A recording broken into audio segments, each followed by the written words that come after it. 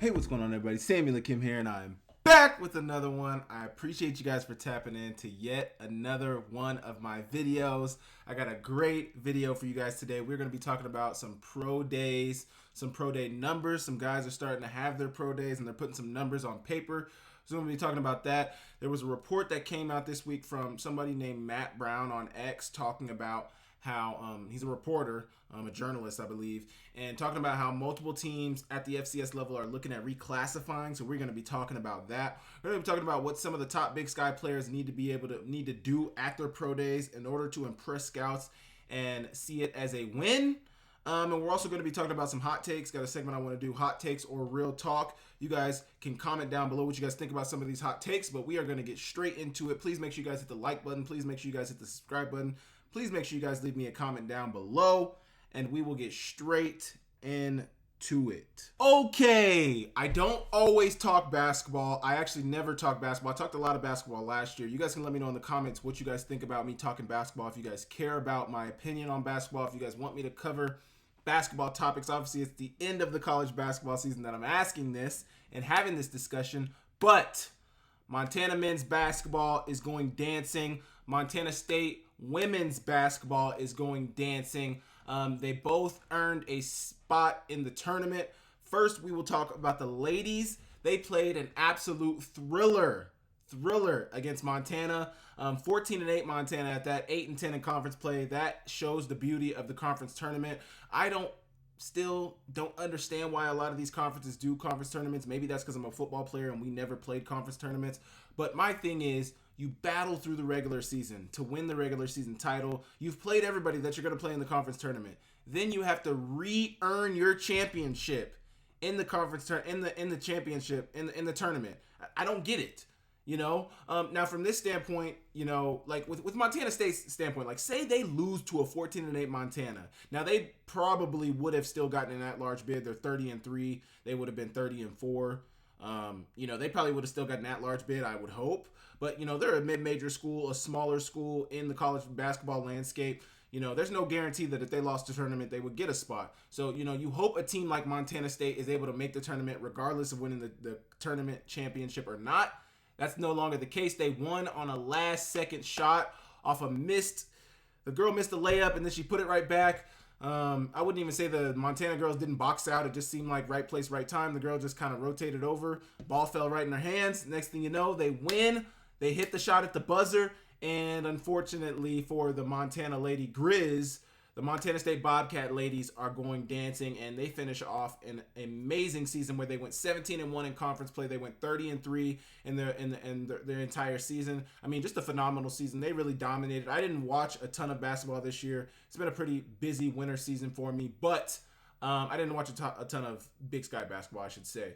But the Montana State Bobcats are going dancing. I don't know the last time they went dancing. I don't think it's been too long, but they're going back to the tournament and they'll be able to see what they're going to do. I mean, I can't give a lot of in-depth thoughts about this team because I don't know much about this team, but I know it's very exciting. Bobcat fans are super excited. I remember watching the ending of that game. I was actually at Big Sky High School at the time that the ending of the game happened, and I had seen the score. It was 57-56, and then just like that, like when the score updates on the ESPN app, I saw it was 58-57 because I remember thinking like, oh, the Griz were up with like a few seconds left in the game, and then I see the score change, and I get a text message in a group chat that I'm in, and somebody had said, wow. And I figured there must have been a game-winning shot or something. I get on Twitter, on X. I will forever call it Twitter. I get on Twitter and watch the video back and just amazing. Could you imagine how it would have felt for Montana State had they lost that game? Like, you do all that throughout the season. You do all that throughout the tournament. You do everything you can to make sure that you're in the right position that you need to be in this position, playing in the championship game, and you lose to a 14-18 Montana State or Montana squad. I mean, that would have been devastating. But from the standpoint of the Montana Lady Griz, I want to give flowers to the Montana State Lady Bobcats. Congrats on an amazing season. That game winner was awesome. I mean, congrats to you guys going dancing. You guys deserve it. 30-3. I mean, that is the epitome of dominating your season. They beat some FBS, or not FBS from a basketball standpoint, but they beat some big-time FBS schools this year, some big-time D1 schools this year.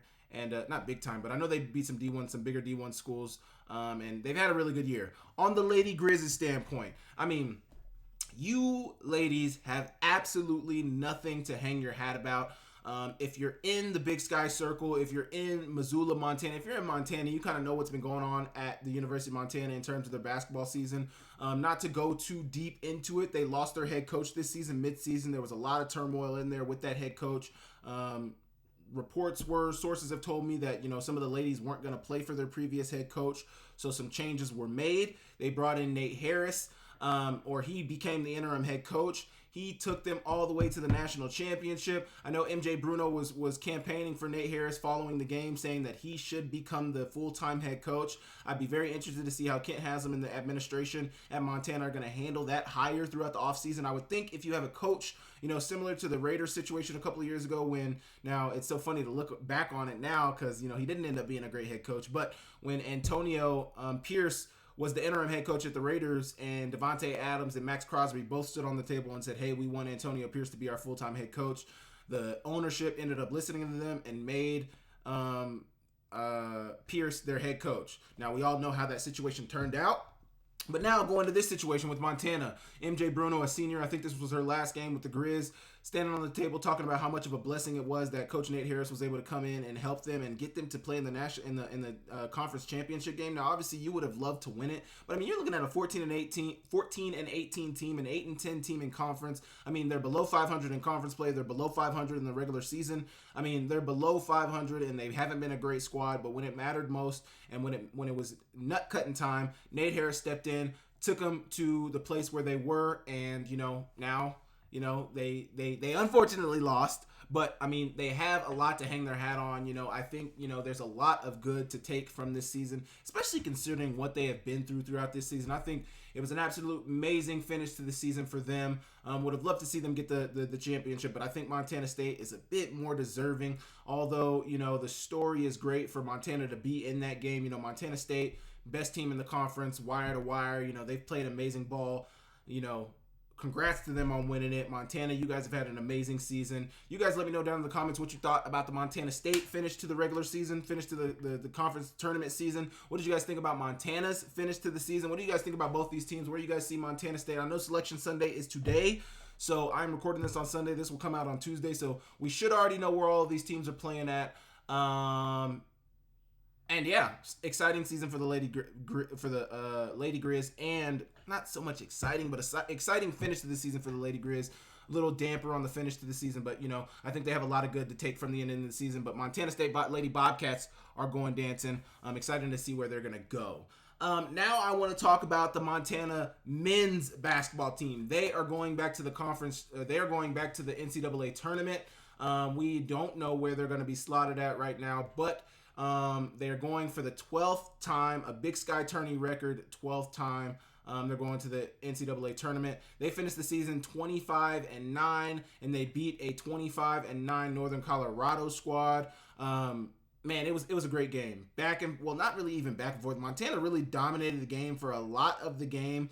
Their offense towards the middle of the second half, I'd say throughout a large majority of the second half, their offense was kind of stalled. But later on in the second half, they really got it together and were able to put Northern Colorado away. Northern Colorado really they just didn't seem like they were on it too much. And Montana was able to come away with the victory.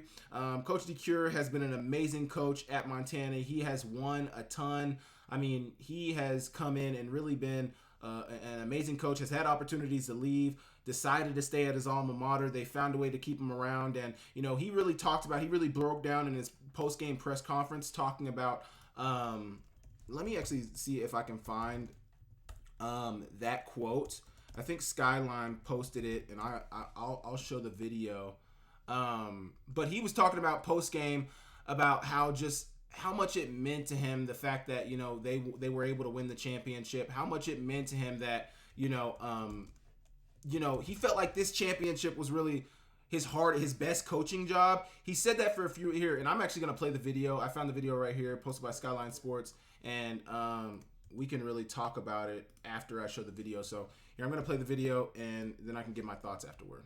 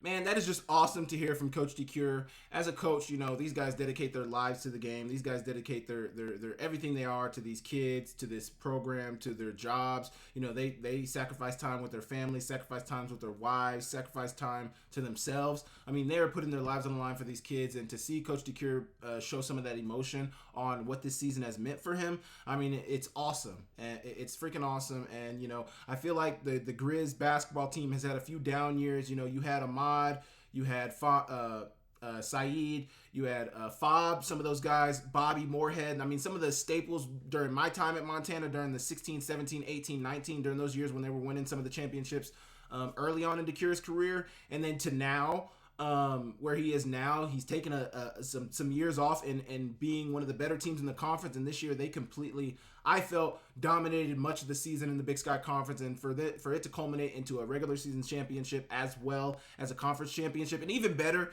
the regular season championship is cool, but you shared that with Northern Colorado. Each of you got a piece of the conference championship, and it's like, man, like, we want to be the sole champion. So from that standpoint, I understand the tournament, because it's then like Northern Colorado and Montana ended up playing in the championship game, the two shared champions of the conference. It's only right that number 1 and number 2 are playing in the championship game. Montana was victorious in that game, and for that reason, they're going dancing. It's an amazing story. It's an amazing season, and it's an amazing bounce back for Travis DeCure. Not that he has been down from any stretch, but I feel like sometimes in coaching, it can be ebbs and flows, and I feel like the culture of the Montana basketball team is pretty strong. But it's expected that there's going to be some down years, and they have had a few down years, and for them to bounce back, it's awesome. So congrats to the Montana Griz men's basketball team for going dancing. Congrats to Northern Colorado on a good season. Also, congrats to the Montana State Lady Bobcats basketball team for going dancing and on a incredible season, 30-3, 17-1 conference record. I mean, that is perfection. That is excellence. That is, I mean, all the superlatives you want to put onto it. And then congrats to the Montana Lady Griz on a good season. Everybody knows, a lot of people know what you guys have gone through, and it is no easy feat to be where you guys were and to do what you have done despite all the turmoil that you guys have been through. So congrats to everybody. That is my short 12 minute basketball spiel I'll give you guys for this season. But you guys leave me a comment down below. What do you guys think? Well, at this point, you guys already know where Montana is going to be playing this week, as well as where the Lady Bobcats are going to be playing this week. So let me know what you guys think about the opponents that Montana and Montana State both have in front of them. What chances do you guys give them to win and come out victorious in those games? You guys let me know down below, and I will move on. Okay, I have a question that needs to be answered. Are schools looking to reclassify out of the FCS before the opt-in deadline? So this comes from Matt Brown on Twitter. And he was talking about how I have a quote from him, actually. He said, hearing from multiple industry people I trust that several D1 schools are having serious, in all caps, internal talks about reclassifying out of Division I before July/House. I think that's meaning the July deadline or the House settlement. I think it's July. He might have misspoke here because what I read was June was the deadline. But either or, he's talking about some schools may reclassify before that becomes a thing. I'd be a little surprised if nobody ends up doing it this year. Budget cuts may force some hands. Matt Brown. Yeah, so, I mean, this is an absolutely huge development in college football. And, I mean, you know, I think some of the early schools that I think about when I think about reclassification is potentially like a Eastern Washington, you know, schools that have always dealt with budget concerns. And I think that's the main concern when you talk about some of these FCS schools is a lot of these FCS schools already don't have strong budgets. And this is something that I wasn't necessarily thinking about when this topic came up, but it's the biggest topic of it all. All FCS schools, I feel like, are on tight budgets. I mean, everybody wants to run a tight budget. Everybody wants to know where their money's coming in from, where their money's going to. Everybody at every institution is doing that. But I feel like at a lot of these smaller FCS schools, the budget is a big concern for them. Having money, making sure that they're in the green. I mean, a lot of them are probably near the red, if not in the red. I mean, it's tough for a lot of these schools. So in looking towards this House settlement, I think a lot of these schools are looking at their budgets and thinking, wait, so we're already in the red or close to the red. Now you're asking us to pay back athletes and we're paying back damages to some of these Power 4 schools? Like, because that's a stipulation of the House settlement is, okay, the House settlement's going to bring new rules, going to bring roster limits, going to bring all different things, revenue sharing, all that stuff is coming with the House settlement. But also with the House settlement is coming back damages. It's some millions, hundreds of millions of dollars in back damages that all of these institutions, these Division I institutions, are tasked with paying back. And if you remember, we've talked about this quite a bit. Tom Wisterstill has been very vocal about his disagreement with the structure of the House settlement in terms of these FCS schools are tasked with paying a lot of this money back when FCS players and FCS athletes and, you know, small Division I athletes would not have been the beneficiary of a majority of this money, but we are still having to pay back a lot of this money due to this House settlement. So I think a lot of these smaller schools are looking at that and saying, first off, it's an unfair agreement in the first place. Secondly, we can't afford to do that we can't afford to do that. So I think you look at reclassification and that becomes the discussion. Now, that would bring a whole nother level of conference realignment. That would bring on a whole new level of, you know, everything would have to change if some of these schools reclassified. Conferences would look a little bit different. I don't know. It's obviously it's just speculation at this point. You know, nothing's become sure, but Matt Brown also said something else on his tweet that day. He said, not sure what schools end up going through with it or not. Nobody wants to be first. And to be fair, some of these situations are more about the school being in very rough shape than just House rev share athletic expenses. Not much you can do in an enrollment revenue crisis. So he's giving more, you know, guidance on, and I think he's kind of adding to what I said. It's not necessarily about the House settlement, the rev share, the athletic expenses. Like, that is a piece of it, obviously, because the House and revenue sharing model is going to bring it's going to look different for college athletics and college athletic departments.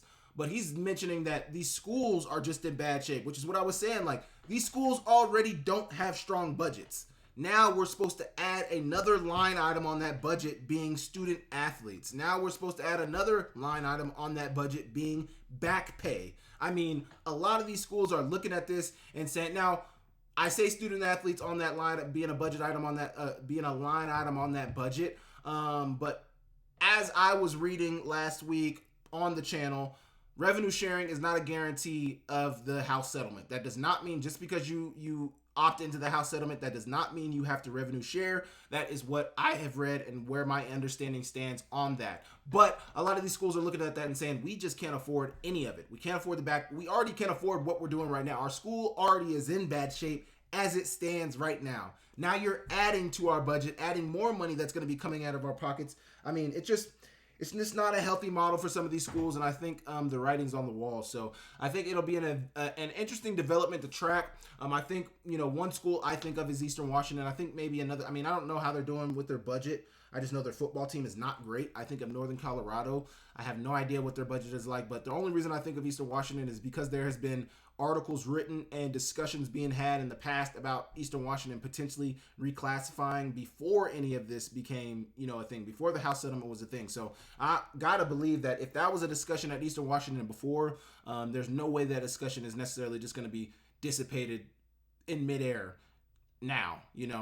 Gotta believe it's still a discussion being had. Gotta believe it's still a concern. Gotta believe it's something that they still consider viable at Eastern Washington. So obviously it's going to be a situation to track. I'll be interested to see how it turns out. You guys let me know, what schools do you guys see or could foresee reclassifying out of the FCS, reclassifying out of Division I? You guys let me know in the comments down below, and I will move on. Okay, it is pro day season, it is draft season, it is NFL combine season. The NFL draft is coming up very fast, and obviously pro days are being had. The combine is in the rear view now, and now pro days are upon us. We have a few of these guys' pro day numbers, and we're going to give our thoughts about them. First things first, we got Elijah Ponder out of Cal Poly. He measured at 6'2", 251 pounds. He ran a 4.57 40. Amazing.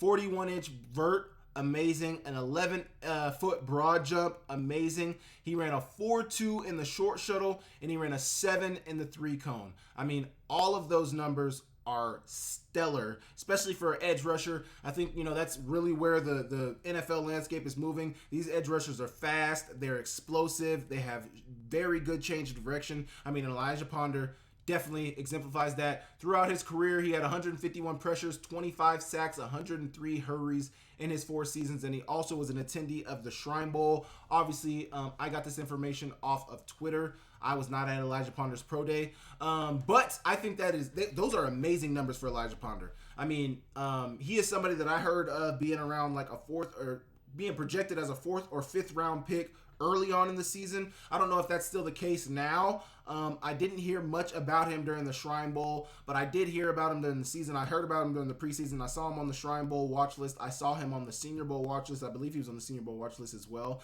But I mean, 41-inch vertical, that's your explosion. We see that. 11-foot broad, that's your explosion. We see that. Those short shuttle, I think the best numbers for him are that 4.57 40. That is amazing. Obviously, that's hand time. That's still really, really good. And then that 4.2 short shuttle and that 7 3-cone. I mean, those are really good numbers for an FCS guy. I mean, that is what you want from an FCS guy. An FCS guy has his pro day, has the combine. We want to see amazing numbers because we're reaching down to get you. We're reaching back to get you. We're reaching, we may take you above some FBS guys who maybe have comparable numbers, and maybe you're playing against better competition, because sometimes taking a small school guy, you are taking a chance on a small school guy. So, I think those numbers are amazing. I think that more than checks a box for Elijah Ponder. I think that puts him in some interesting conversations. I think he could sneak into the late rounds of the draft with some of those numbers. I think it all depends on how the film looks. I haven't seen his all 22, so I'm not going to give too many thoughts about his game. He wasn't super productive in 2024, but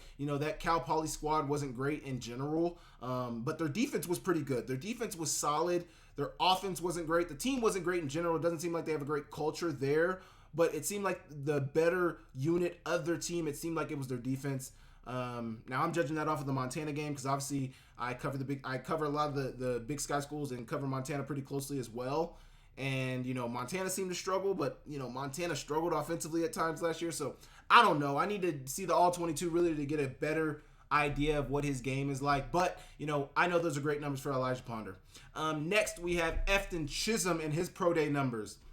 He measured in at 5'10", 195 pounds. I did not think Efton Chism was that heavy. 195 pounds is honestly crazy. A 4.7 140, a 1.62 10-yard for that 10-yard split. 16 reps on the bench, 34.5-inch vert, 9.10 on the broad, 4.06 short shuttle, and a 6.77 3-cone. Now, I think most of these numbers are good. The 40 is not that's not a great number for Efton Chism just because he's a small school guy, just because he's a smaller receiver, just because if you're going down to get a small school guy, you want to see them run really well. I love all these other numbers. I think the broad, honestly, isn't great. A 9-10 broad. You want anything in the 9s for a receiver as a broad, I don't think is great. But I think his vert is fine, 34.5-inch vert. I think his bench, 16 reps. I think that's really good. He's a smaller receiver. What I think is the best, and I think is really what you look at when you look at Efton Chism's game, is his short shuttle of 406 and his 3-cone of 677. Those are amazing numbers. And I think that's really what his game is about. His game is about change of direction. His game is about short area quickness. His game is about getting open in the slot, making guys miss. I think his game is about rack, run after catch. He shows a lot of that on his film, his run after catch ability. I mean, the 40 is obviously going to get all the headlines, and everybody's going to be looking at the 40. He ran a 4.7. That is not strong at all. But, I mean, you look at all the numbers. You look at the whole body of work that he's put together. You also turn on the film. You turn on the Shrine Bowl film. You turn on all of his tape, and that gives you a different story. So, I think, these numbers are fine. Obviously, I think if you ask Efton Chism, he'd probably want to do better on his 42. But, at this point, you are who you are. So, the film has to speak for itself. I think the film will speak for itself. I think Efton Chism is still a great draft prospect for somebody to grab onto. I don't think the 40 should ever dictate how teams are picking players. Obviously, that's going to be the case for a lot of schools or for a lot of teams is, what does that 40 say? What do those numbers say? And that's going to rule the day for them. But I think if you look at the film and look at what Efton Chism has been able to accomplish during his college career, the film really should speak for itself. But you guys let me know what you guys think about Efton Chism's pro day numbers. I love the short shuttle. I love the 3-cone. I love the vert. I love his bench. The 40 and the broad are the two ones for me where I'm just like, and not that, I'm judging his numbers or anything like that. I just, I sat down with Efton Chism. I talked to him, and I saw his energy and how excited he was about this process. I hate that for him. I hate that 4.7 for him. I hate that 9-10 broad for him. Because I know how that's judged by scouts. I know how that's judged by NFL talent evaluators. So, that's not gonna. I don't think that's gonna, change much about him. I don't think a lot of if you're looking at Efton Chism and you really look at the film, I don't think the film tells you that he's a burner anyway. So I think if you're evaluating him already, you already know that he's not gonna run a super fast 40. Now, if you're looking at the film knowing he's not super fast and then you expect him to be super fast, I don't know. I don't know how talent evaluators see things. I know the 40 holds a lot of weight. I know some of those numbers hold a lot of weight, but turn on the film. He's a star player. But yeah, Elijah Ponder's pro day, Efton Chism's pro day, some pro days that are coming up. We got Eastern Washington and Washington State. They did the pro day on the 7th, so this past week. That is why we have Efton Chism's numbers. I guess that was 2 weeks ago now. Eastern Washington did not have a pro day, and all these numbers, these pro day numbers, or these pro day dates are what I could find online. I don't think everybody in the Big Sky does a pro day, but I also couldn't find everybody in the Big Sky's pro day date, so there's that. Idaho State is having their pro day on March 19th. Montana is having their pro day on April 3rd. Montana State, per usual, is having their pro day on April 4th. And then Sacramento State is having their pro day on March 31st. So I think three of the big dates on there are Montana. Obviously, you got Keelan White, Junior Bergen. You have Hayden Harris. You have Ryder Meyer. You got a few guys at Montana. At Montana State, you got Brody Grebe. You got Tommy Malott. At the top of the list, you got Mikado O'Reilly also out there. So some players from Montana State. And then Sacramento State, you got Jarrett Gibson. You got Jackson Slater. So some prospects out of each of those schools. I think those are really the dates that a lot of people want to see. Montana State, I think, could be a highly attended pro day because of Marcus Weir and maybe even Tommy Malott. I'm very excited to see what Tommy Malott is able to do at his pro day, but that is exactly what we're going to get into next. So you guys let me know what you think about Efton Chism and Elijah Ponder's numbers. What do you guys think? Where do you guys see them going in the draft? What do you guys think about what they were able to do at their pro days? And what guy are you most excited to see out of the Big Sky at their pro day? You guys let me know down below, and I will move on. Okay. What do some of the top Big Sky draft prospects need to do at their pro days to impress? Excluding any players who attended the combine, that being Jackson Slater, he attended the combine, so I'm not going to give my thoughts right here. But I listed about 10 guys who I think are some of the top prospects in this year's draft out of the Big Sky. First on that list is Tommy Malott. I think he needs to run really well. I think he needs to run really well at pro day. I think he needs to show that, and I don't think, I say really well is in all caps because I don't think running a 4.4 I mean, I don't think running a 4.5 for Tommy Mellott is going to do it. I think he needs a low 4.4. If he truly is a 4.3 guy, like his strength coach says, I think we need to see that 4.3 during his pro day.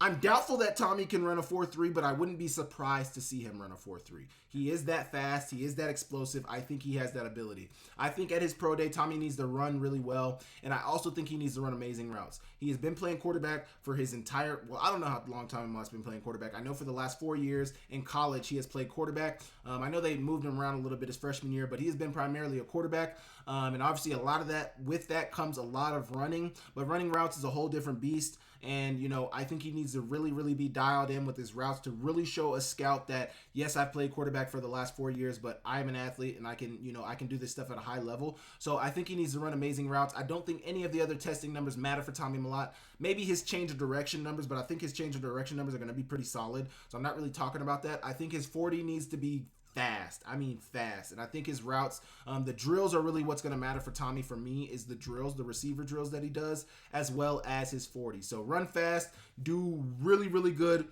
in the receiver drills. I think we could talk about Tommy getting signed as a UDFA to some team and getting an opportunity to play receiver at the next level. Next, Efton Chism. I had him on here. We just talked about his pro day numbers, but I said he needed to run a fast 40. I said 4.4, between 4.4 and 4.5. We just talked about he had a 4.7. We're not going to go down that again. Marcus Weir. He needs to test well in the short shuttle and 3-cone.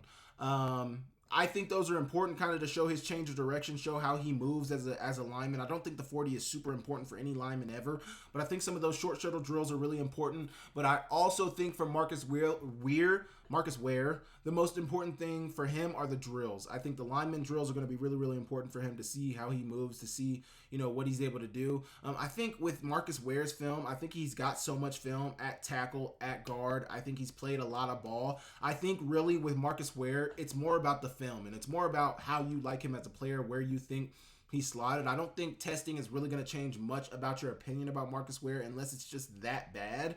But I think for anything, drills are most important for him, and I like that short shuttle and that 3-cone for Marcus Ware. For Bodie Grebe, I think he needs to run well. I also think he needs to do well in drills to show improvement from his knee injury. I can't remember if it's the national championship game or the semifinals. I think it was the semifinals that Bodie Grebe got hurt.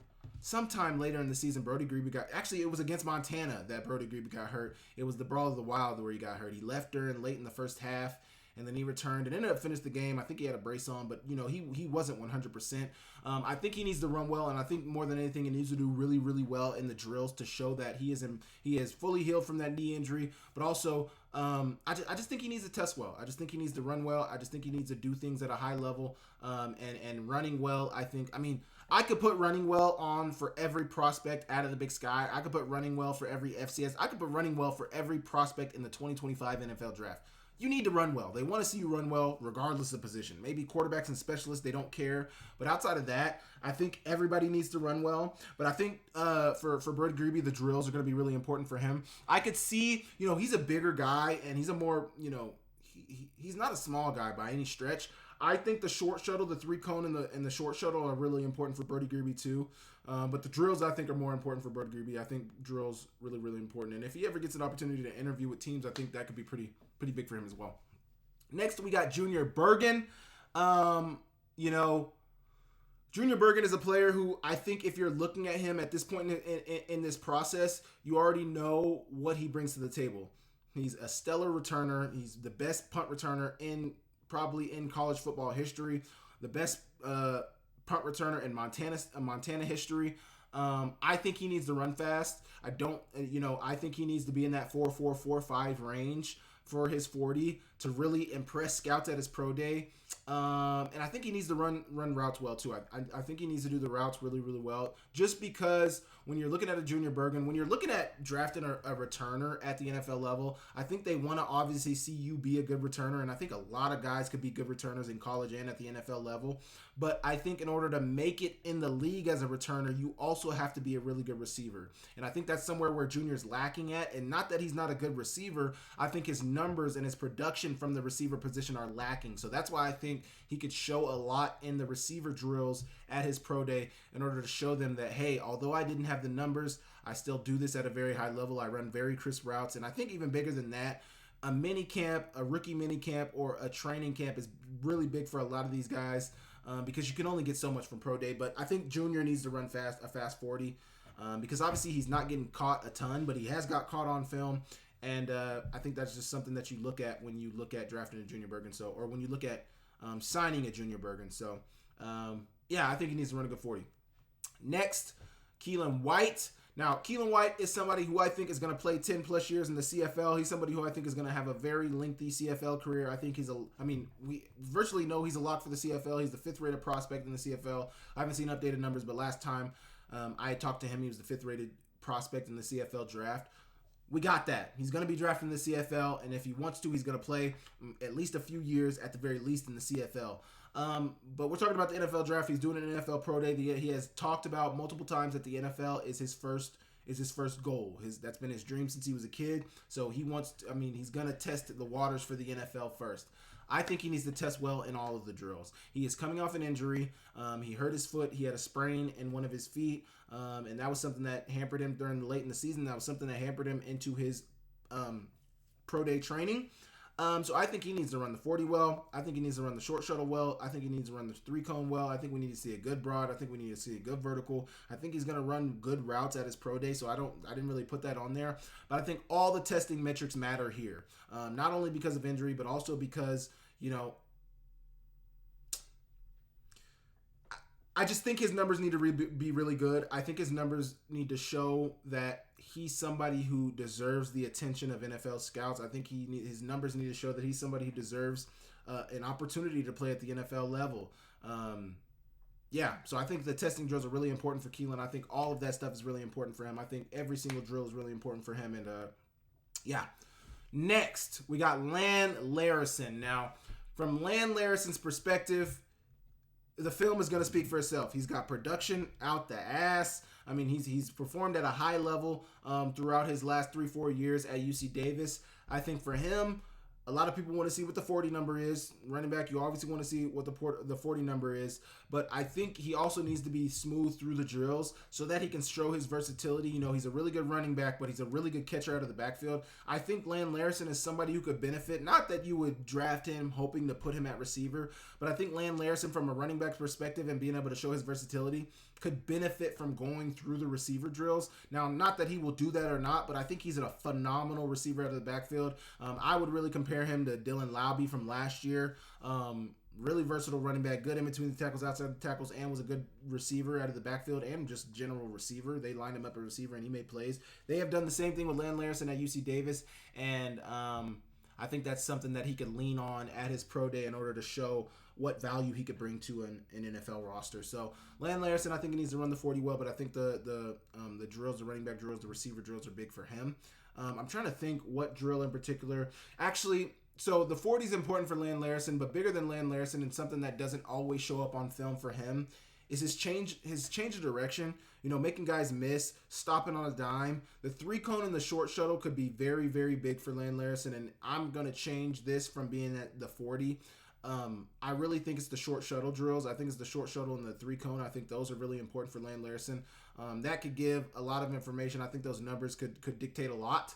And so 3-cone short shuttle for Lan Larison, but drills are really important too. Hayden Harris out of Montana, defensive end out of Montana. He is also a highly rated CFL prospect. I did not know that he had dual citizenship this whole last 2 years until a couple of months ago. But Hayden Harris, highly rated CFL draft prospect, looking to get his name into the NFL as well, looking to be picked up by an NFL team. I think he needs to test well in every drill. I don't know much about, obviously I've seen Hayden Harris, but he's never jumped out to me from like an explosion standpoint. He's never jumped out to me from a speed standpoint. He's never jumped out to me from like a bend in the corner, change of direction standpoint. So I think every drill could benefit Hayden Harris, and I think if he has a good day, I think that'll look really, really good because he had a healthy level of production in the Big Sky this year. I think he was either first or second team. I think he was second team all conference this year in the Big Sky Conference. And I think every drill, I think particularly speed and change of direction drills are big for him, but I think every drill is important. I think the whole pro day, having a good pro day is going to be really, really important for him because, I don't know. I just don't think you get a good idea of some of what he can do just by watching this film. I think this is a situation where the numbers are going to give you some answers on what he can do on the field, because the film is going to tell the story of what you're doing from a production standpoint, and how you get the job done, and the numbers are going to kind of tell at what intensity level you're getting that job done at. So how strong are they? How fast are they? How quick are they? What's their change of direction? So I think Hayden Harris is really going to benefit from that. Next, we got Dante Chachere out of Portland State. I think he needs to throw well and be flawless through the quarterback drills. I think he's going to test pretty well. He's a pretty mobile quarterback, really fast. I think from that standpoint, from the athleticism standpoint, I think he's going to be one of the more athletic quarterbacks in this draft in general, I think. But from a throwing the ball perspective, being able to put the ball on the money, being accurate, being timely with your throws, I think that's where he could really prove a lot. And so I think Dante Chachere can benefit very well from the throwing drills and be flawless through all the quarterback drills. Now, is Portland State having a pro day? Are they going to Oregon State or Oregon's pro day? I don't know how all that... Oh, I've been wiping the wrong side this whole entire time. That is what's wrong with these cameras. This is my right hand. This is my left hand. I digress. Anyway, Dante Chachere, I don't even know if Portland State is having a pro day. Like I said, I couldn't find everybody's pro day numbers. But with what I was able to find, which was nothing on Portland State, I don't know when their pro day is. I don't know if they're having a pro day, but I'm sure Dante Chachere, if Portland State is not having one, is going to go to Oregon State or Oregon's. And, that'll be his opportunity to show what he can do. And I think he needs to throw well. We got Miles Hastings and Brandon Hall to finish it off. Miles Hastings needs to throw well. I don't think first off, Miles Hastings was looking at retiring, and I was looking on Draft Scout to find some of these draft prospects. It's hard finding FCS information of any type, whether it be film, whether it be information, whether it be articles talking about these guys. It's hard to find. Miles Hastings was thinking about retiring from the game last year. I guess he was looking at taking another job outside of the game of football. He decided to come back, had a really, really good year. I don't know if he's doing a pro day. If he is doing a pro day, I don't know if his testing, running, athleticism numbers are going to be high, but I think he could show a lot through the throwing drills and being able to throw the ball efficiently, effectively, accurately. I think that's something that, could really change the conversation around him, although I think his film shows that he's pretty accurate last year. He had a pretty good year, but I think a pro day could really put a bow on that. And then Brandon Hall, who per Draft Scout, I think is the second highest rated Big Sky Conference player per Draft Scout. So you got Marcus Weir at guard, and then you got Brandon Hall being the second rated prospect out of the Big Sky Conference, which is not a surprise. He's a really, really good punter, 6'7", 6'6", something ridiculous. Really tall punter, and he boots the hell out of the ball. He needs to kick really well, and he needs to have a really good day punting. I mean, that's self-explanatory. His numbers don't matter. Nobody cares what his 40 is. Nobody cares what his vertical is. Nobody cares what any of his drills, any of those numbers are. Do you kick the ball well, and do you punt the ball well? That's what we want to know, and that's what they need to see from Brandon Hall. So, exciting that some of these pro days are coming up. We're really excited to see those pro days in April. Montana State's and Montana's on the 3rd and 4th of April. Idaho State's is coming up. I don't know. They got a few receivers at Idaho State. Christian Fredrickson is a receiver at Idaho State that was shown on Draft Scout to be doing a pro day, but outside of that, you got Kobe Tracy, the quarterback. You got Hunter Hayes, another quarterback at Idaho State. Now, I don't know if all these guys are doing pro days. You got Cortland Horton. You got Ross Bolger. You got Jeff Weimer, another good receiver at Idaho State. You got David Rowe, a defensive tackle out of Idaho State. And this is all per Draft Scout. So, those are some of the players. It's still yet to be determined if any of these players will actually be doing a pro day, but we will see. You guys let me know about what you guys think about those draft prospects, what they need to do at their pro day. You guys let me know down below, and I will move on. Okay, I got a new segment this week. It's called Hot Takes or Real Talk, and I want to give some hot takes and, see if you guys think. You guys can comment down below if you guys think they're hot takes or you guys think they're real talk. First things first. The FCS title game should be played in a cold weather location.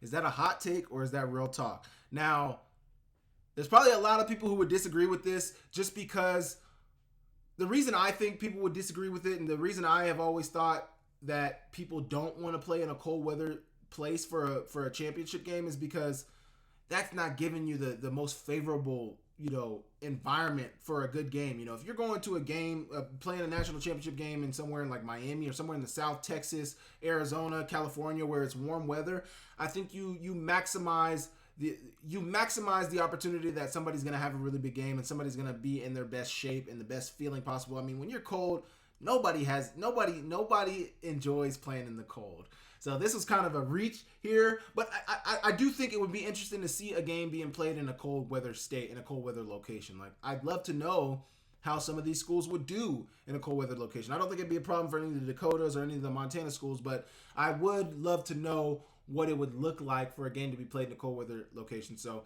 is that a hot take or is that real talk? Next, a new team outside of Idaho, Montana, Montana State, or UC Davis will win the Big Sky title this year. Now, I don't know how far back you have to go in the Big Sky to see another team, or I guess Sac State. I didn't put Sac State on there because they've been down. But I think a team outside of the Big Four from the 2024 season is going to win the Big Sky title. I would probably lean towards like a Northern Arizona or a Sac State to win it in 2024. But I think it's going to be outside of Montana, Montana State, Idaho, and UC Davis. Now, obviously, they have to prove me wrong. But do you guys think that's a hot take, or do you think that is a real talk? Next, the best FCS rivalry in the FCS is not the Brawl of the Wild. It's the marker game currently. I think this is real talk. I'm not trying to give a hot take right here. I've watched both games the last few years.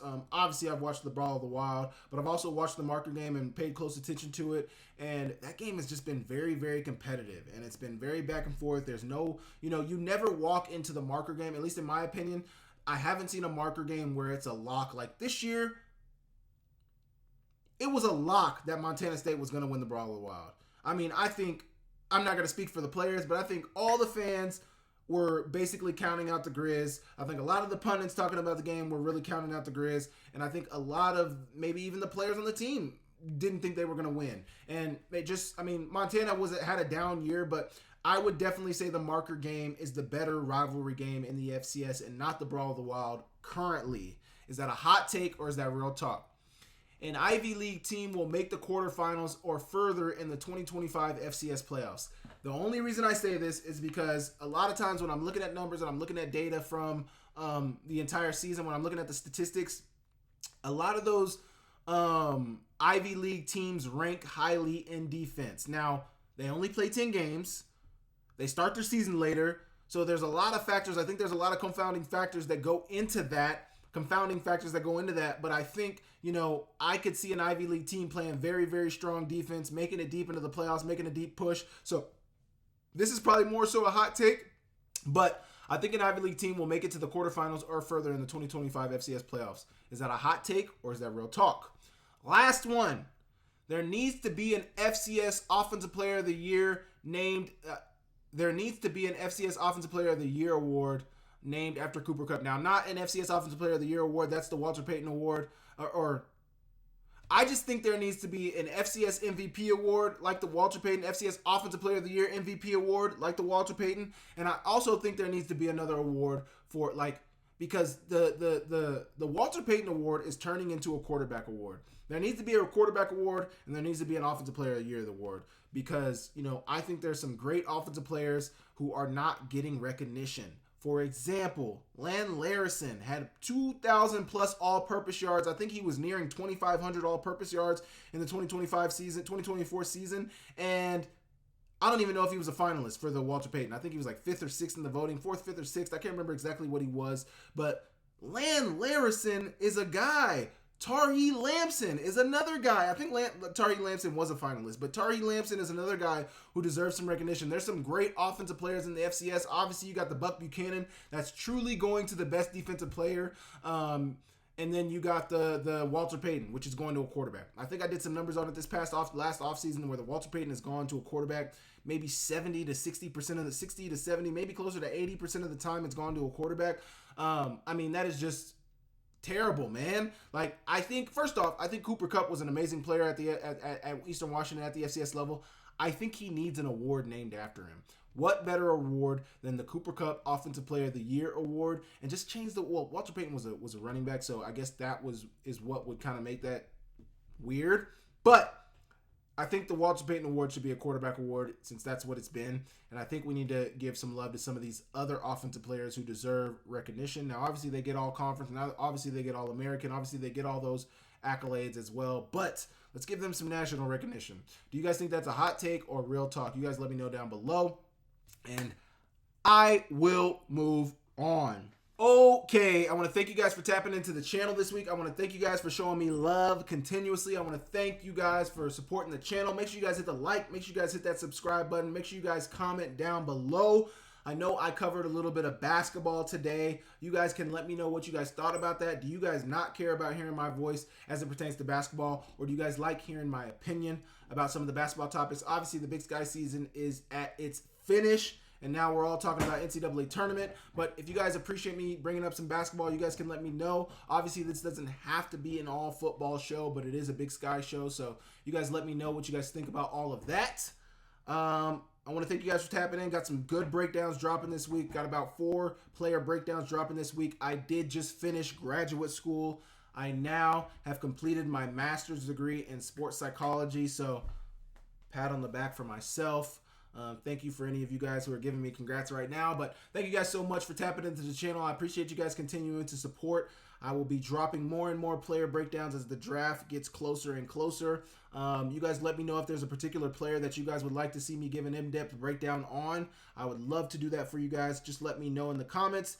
And yeah, we can get working on that. So thank you guys for tapping into the channel. Thank you guys for your support. Thank you guys for everything you do. I appreciate you guys. Leave me a comment, like, subscribe to the channel. I'll catch you guys next time. See you later.